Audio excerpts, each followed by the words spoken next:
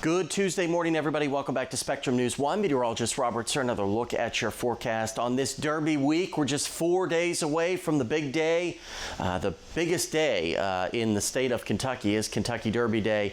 Post time 6:57. Should be a very nice day on Saturday in Louisville. Quite chilly, but not today. Once again, we're dealing with the threat for severe weather. The best chance along and south of the Western Kentucky Parkway, closer to the Tennessee line.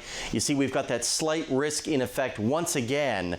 We could be looking at severe storms this evening into tonight. Some damaging wind gusts, maybe a tornado or two, but beneficial rainfall for the drought.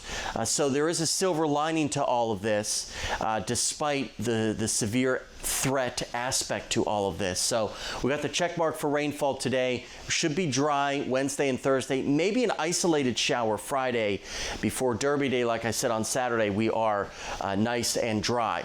The majority of today should be dry, other than showers and thunderstorms rolling back in probably around sunset or so, and then into the overnight hours. You see, by 11 a.m., really not too bad.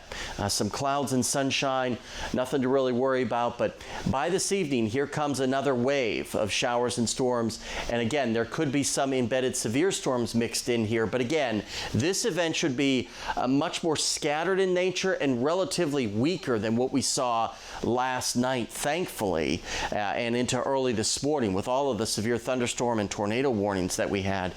By the time we get to early Wednesday morning, I think it's primarily more of a heavy rain and thunder event than severe weather. Then all of this presses off toward the east by the time we get to our Wednesday morning. So some evening thunderstorms, watch out for those.